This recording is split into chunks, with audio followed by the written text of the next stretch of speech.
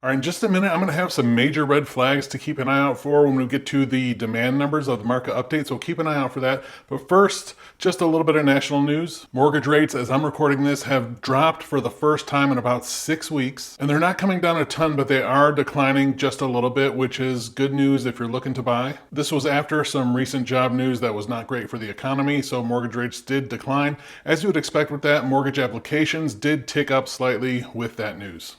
I just read a study today about national housing affordability where the median income in the United States cannot afford the median priced home in the United States, and that's a big problem. And if you're in the market, thinking about getting in the market and you need a mortgage, you know it's been difficult. Buyers have really been getting squeezed lately. And with the Fed saying at the beginning of the year that they anticipated several rate cuts this year and now kind of backing off that, kind of putting those rate cuts off towards the end of the year now, if it seems at all, versus keeping the rates the same, it makes it more important than ever to really hone in on your budget if you're thinking about buying a house. That's why I've tried to say on so many of these market updates that marry the house, date the rate was terrible advice. You should really think about your affordability as it is right now. That way, if you know that rates don't change or go up or whatever, if you don't have an opportunity to refinance, you know you can afford the home that you're in. If you need help buying or selling a home anywhere throughout Winston-Salem, Greensboro, and the surrounding area, please reach out to me. My contact information is in the description below, where you can also see a link to my Google reviews and a lot more. Okay, on to the market update for Winston-Salem, Greensboro, and High Point, the surrounding area. This covers our entire MLS. And you know how we do here on the Data Over Drama market update, we go over the overall numbers, then the supply and demand numbers, so you can get a good idea not only where the market is at, but I'm going to give you my take on where I think the market is going with these numbers. And my hopes is that you can make a better decision whether you're buying or selling real estate in the area. Okay, so on the overall numbers, let's first take a look at this 7-day market snapshot. And this is real time, the last 7 days of data from when I'm recording this. You're going to see 103 new listings and 106 properties go under contract. So that means while this is a good overall indicator of strength of the market overall, it's important to see inventory building or declining in this number. To me is probably the most important one. So when we see 103 new listings and 106 go under contract, we're not seeing any opportunity for housing inventory to build. All right, next on the overall numbers is total sales, total closed sales for the month. This month we came in at 2,021 sales, which was quite a bit more than this same time last year. Last April 2023, we saw 1,667 closed sales. So again, we're significantly higher this year over last year. Now, spring market, it does tend to be busier. We do tend to see more activity. When we see that many more sales year over year like that, even after we see rates coming up higher, staying higher, sustained throughout the fall, coming down a little bit, but really they're in a higher range than they were last year at this time. To see that many more closed sales really shows the demand that is currently in the marketplace. Next is a number that if you watch more than one of these, you know I'm not the biggest fan of, but that is the average sales price. Now, if we take a look at the entire MLS, Greensboro, Winston-Salem, High Point, all the surrounding areas, we see that the entire MLS saw a drop in median sales price last month from about $318,000 to $309,000. But this is not the complete story. First, it doesn't mean that a house last month that was $318, this month will sell for $309. There's a lot of different factors that go into this number. Size of home purchase, different things like that. But anyway, if we take a look at the county level and we look at Forsyth County, we see that same period of time, we see an increase in the median sales price in Forsyth County. And then this number can also change if we go down to the city level. If we look at Clemens or Winston-Salem or a city within Forsyth County, we can see that number be different. And then that can even be different on the neighborhood level as well. The big thing I want you to take away from this one is all real estate is local. It really just depends. But the other thing is that this is just a good overall indicator of where the market is going. So don't automatically assume, and I know people like to use a lot of clickbait with this number. That's why I like to explain a little bit more, but use this as an overall indicator of where the market is. And I think it's better looked at over a longer period of time. Meaning if we look at the median sales price in 2024 versus what it's been the past couple years, we see just a better indicator of where the market is over time. Obviously, we know that the market is more expensive now than it was. Okay, moving on to the supply numbers. Let's take a look at total homes for sale. We saw another nice little uptick in this number. We crossed over the 3,600 mark with homes for sale. And this is great news. If you remember back to the days, in the 2022 and 2023, they were in the 2000s range. I mean, they were much, much lower. So it is good to see this number finally coming back up. But let's remember also that pre-pandemic levels, this number kind of was in the 5,000 range. It was 52 to 5,500 pretty consistently in 2019. So just take the whole picture in mind. It is good to see more homes come on the market. It gives an opportunity for balance to come into the market. But again, 3,600 is not really close to where we were pre-pandemic. is good to see it coming up though. All right, month supply, no graph for this one, but it's basically stayed flat at 2.2 months. So let's break that down. Even though we saw that nice jump in listings and we had 3,600 homes for sale, we still see that really didn't increase the month's supply of homes because the demand was there to kind of just absorb those homes right away. And on this number, about 6 months is balanced. We need to see about 4 months of inventory to really start to see meaningful price reductions in the market. All right, last on the supply side is new listings that came in the market. And we saw another nice jump in new listings this month, which is one that's kind of to be expected given the seasonality. It's a good time for sellers to sell and it's a good time for buyers to buy in the spring market. So it's not surprising that we saw a nice jump in that. But remember, we also had many more closed sales this month. So that did not give housing supply any time to build, even with all these extra new listings on the market, because we need that supply to build for prices to come down.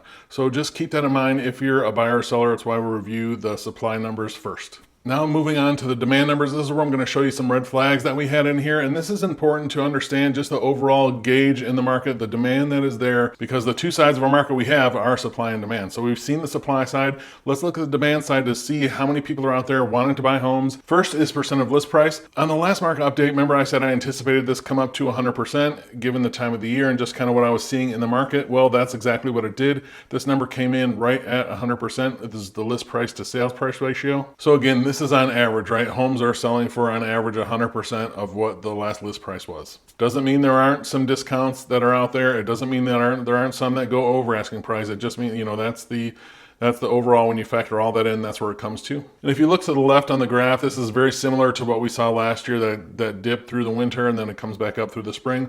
Now this one was just a little bit steeper because we had that big jump in interest rates last fall where that really slowed things down for about a month or so there. So you see that decline was a little bit steeper and it took a little bit longer to come back up, but we are right back up at 100% list to sales price ratio. I anticipate that staying there through the next couple months. Now median days on market, this is interesting. We did see a steep drop in this month over month, which is kind of to be expected this time of year. What I want you to take a look at on this one is the median days on market is about a week longer than it was this same time last year. And buyers are just wary. I mean, there's a lot of demand has been taken out of the market. Obviously not enough demand has been taken out to see price reduction or to see sales falter, but buyers are wary. A lot of demand has been taken out of the market. They're adjusting expectations, budgets, and everything else. That brings me to where I want to talk about some red flags for buyers and sellers, and that's in the number of showings per listing. Now, I don't have a graph for this because it's basically stayed flat. It's right at about 6.5 showings per listing, but here's what I want you to think about whether you're a buyer or seller and some red flags. Sellers, if you have had 12 or more showings on your property